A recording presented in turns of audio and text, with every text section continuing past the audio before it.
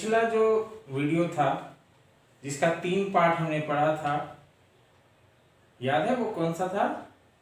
Disease, trade, disease and conquest, trade and conquest, disease and trade. ठीक है, वो और उस 3 पार्ट में हमने क्या देखा था कि किस तरह से इस 3 फैक्टर ने वर्ल्ड को ग्लोबलाइज करने में एक बहुत ही इंपॉर्टेंट रोल प्ले किया था। ट्रेड, कंक्वेस्ट और डिजीज को हमने एक साथ देखा था कि किस तरह से कंक्वेस्ट और डिजीज दोनों ने मिलकर नए नए जगहों को कॉलोनाइज करने में एक बहुत बड़ी महत्वपूर्ण भूमिका निभाई। और जो ट्रेड का जो हमने पिछला वीडियो देखा था कि उसमें हमने ये देखा कि किस तरह से ये वर्ल्ड जो है व्यापारिक रूप से भी वो एक दूसरे से जुड़ रहा था। ठीक है, सारा चीज ये पिछला जो 3 वीडियो है जिसका 3 पार्ट है उसमें हमने डिस्कस कर दिया है। और आज जो हम लोग पढ़ने वाले हैं वो है द 19th सेंचुरी, 1815 to 1914, है ना। 19th सेंचुरी जो आपके बुक में जो नेक्स्ट टॉपिक है उसको आप एक बार पढ़ना पहले, तो उसमें देखेंगे कि आखिर ऐसा क्या चेंज हुआ है। और जरा सा एक चीज और क्लियर कर देते हैं कि 18th सेंचुरी, 19th सेंचुरी की हम बात करते हैं तो हो सकता है कि आपके मन में कंफ्यूजन हो कि ये क्या होता है 18th सेंचुरी और 19th सेंचुरी। यहां हम देखते हैं 1815। ठीक है, जैसे कि हमने पहले भी बहुत सारे क्लास में बताया है, एक बार फिर से बता देते हैं कि मान लीजिए कि 1801 से लेकर 1899 तक, 1801 से लेकर 1899 तक ये हो जाएगा 19th सेंचुरी। कौन सा होगा? 19th century. ठीक है, मान लो कि आप अभी क्लास 10th में हो, आपका उम्र 15 ईयर चल रहा है, 14 कंप्लीट करके आप 15 में चल रहे हैं। तो कोई अगर पूछ देता है कि आपका उम्र, तो बोलते हैं कि ऐसे बोल देते हैं 15 ईयर। ठीक है, तो वो राउंड ऑफ में होता है। और यहाँ वही चीज यहाँ भी होता है कि 1801 से 1899 तक ये 19th सेंचुरी होगा, और फिर 1901 से लेकर 1999 तक ये 20th सेंचुरी होगा। ठीक है, और जिस तरह से अभी हम लोग कहते हैं ना कि हम लोग 21वीं सदी में रहते हैं, तो 2001 से लेकर 2099 तक ये कौन सा सदी रहेगा? 21st century. ठीक है, तो ये चीज दिमाग में ध्यान में रखना है, कंफ्यूज नहीं होगा।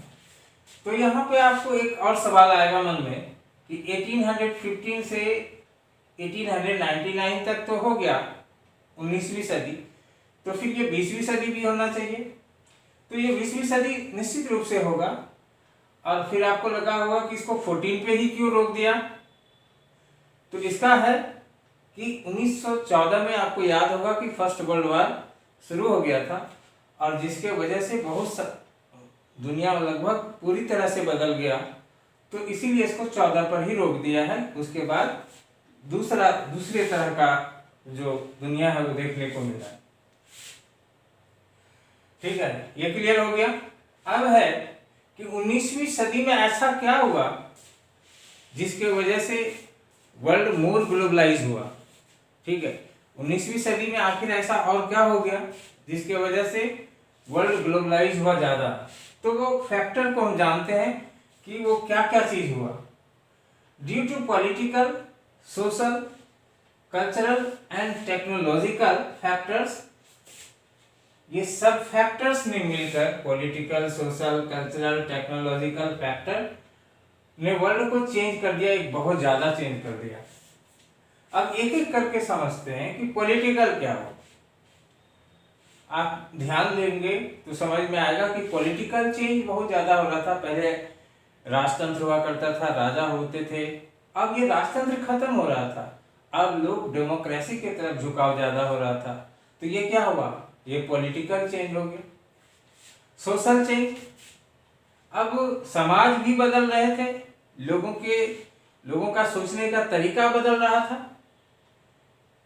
मशीनों के युग में, साइंस के युग में लोग जीने लगे थे, हर बात का प्रमाण खोजने लगे थे, अंधविश्वास खत्म होने लगा था।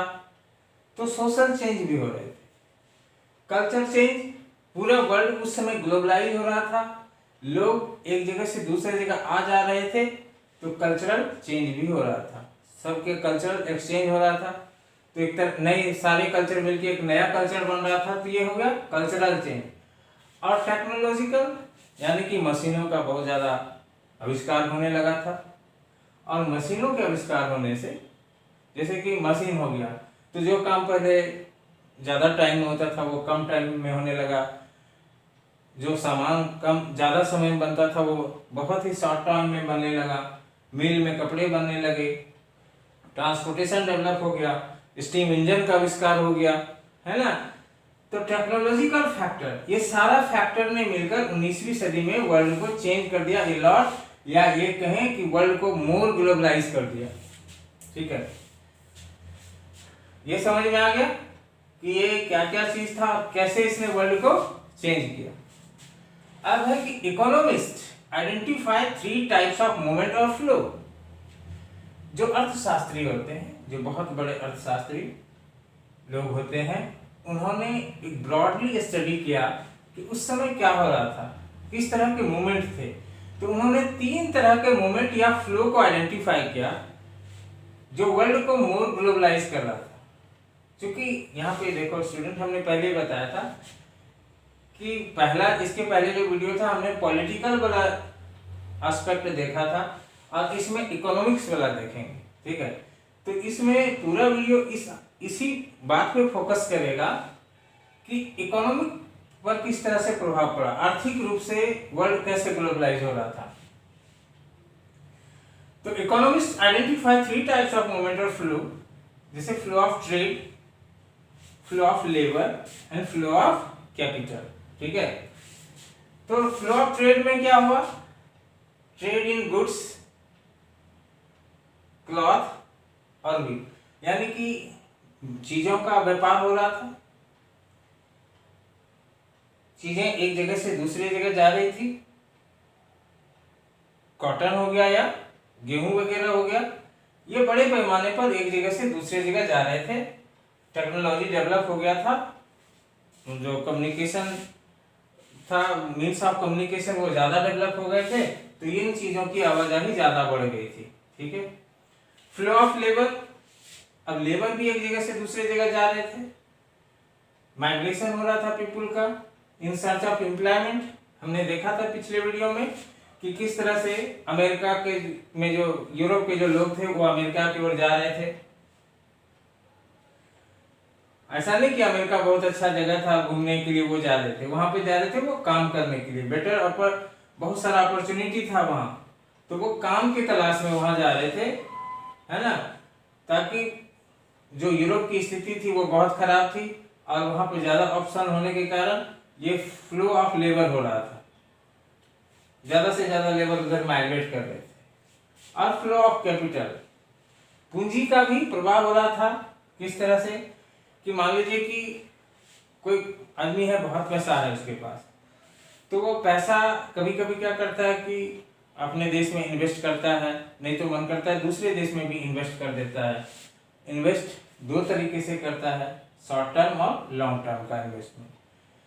इंडिया में उस समय आप बुक में देखना कि साउथ के बहुत सारे ऐसे लोग थे, बैंकर्स थे, जो दुनिया के दूसरे देशों में उस टाइम इन्वेस्ट करते थे। नट्टू कुट्टई या ऐसे चेट्टियार करके बहुत सारा नाम है, बुक में आप देखना कि ये लोग दूसरे देशों में इन्वेस्ट करते थे, शॉर्ट टर्म और लॉन्ग टर्म।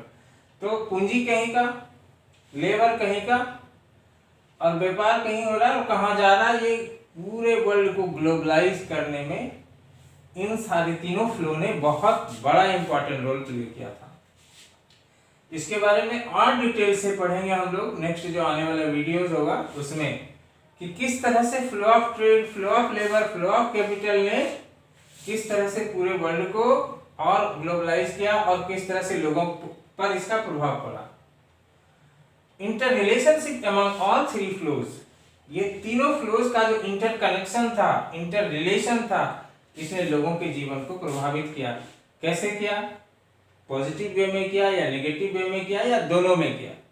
ये सारा चीज हम आगे नेक्स्ट वीडियो में, इसको ध्यान में आप रखना, ये बेसिक वीडियो है इस टॉपिक का, और ये सारा चीज आपको आगे आगे इसका जरूरत पड़ेगा। इसको याद रखना है, ध्यान में रखना है कि किस तरह से इन तीनों फ्लो ने लोगों के जीवन को प्रभावित किया और किस तरह किया। The interconnection could sometime broken. अब ये तीनों जो फ्लो है ये बहुत ज्यादा स्मूथ नहीं था, जैसा कि लग रहा है अभी कि बहुत ज्यादा स्मूथ सा इंटरकनेक्शन था, वर्ल्ड ग्लोबलाइज हो रहा था, तो ये सारा कुछ बहुत अच्छे तरीके से चल रहा था, कहीं कोई दिक्कत नहीं है। लेकिन ऐसा नहीं था। The interconnection could sometime broken, कभी कभी ये टूट भी जाता था, है ना। जैसे कि restriction on the movement of labour, कभी कभी आपने देखा होगा कि लेबर, मान लीजिए एक देश से कहीं से पूरा दूसरे जगह जाने लगते हैं, माइग्रेट करने लगते हैं, तो वहाँ के लोग जहाँ वो जा रहे हैं, वहाँ के जो लोग हैं उनको उसका जीवन प्रभावित होने लगता है। सरकार ये सोचने लगती है कि हमारे यहाँ के लोग क्या करेंगे, तो वो रिस्ट्रिक्शंस लगा देते हैं। जैसे अभी आप अगर न्यूज़ देखते हैं तो देखे होंगे कि अमेरिका ने, ट्रम्प गवर्नमेंट ने जो इंडियंस लोग हैं, इंडियन के लोग जो वहाँ पे रोजगार के लिए जाते हैं, उसका वीज़ा रद्द कर दिया था, मतलब कि अब वो नहीं जा सकते हैं। मैक्सिको पर वो दीवार बनाया जा रहा है मैक्सिको के बॉर्डर पे, ताकि वो माइग्रेशन को रोक सके, ज़्यादा लोग उसके यहाँ माइग्रेट नहीं करें, इसके लिए वो प्रयास करते हैं, वो रिस्ट्रिक्शंस लगाते हैं कभी कभी। तो ये सारा चीज़ भी चलते रहता है, ठीक है। तो ये सारा चीज़ आई होप कि आप समझ गए होंगे किस तरह से ये तीन फ्लो के बारे में इकोनॉमिक्स ने बात किया, किस तरह से चीज़ों की आवाजाही हो रही थी, किस तरह से कल्चरल एक्सचेंज हो रहा था, टेक्नोलॉजी ने किस तरह से वर्ल्ड को ग्लोबलाइज करने में रोल प्ले किया। तो ये सारा चीज़ अब क्लियर हो गया होगा। एक बार आप बुक में भी पढ़ लेना तो और भी क्लियर हो जाएगा, ठीक है। और जो नेक्स्ट टॉपिक होगा स्टूडेंट, उसमें हम लोग पढ़ेंगे वर्ल्ड इकोनॉमी टेक शेप, किस तरह से वर्ल्ड इकोनॉमी ने शेप लिया, किस तरह से वो ये सारा फैक्टर के बारे में और डिटेल से पढ़ेंगे।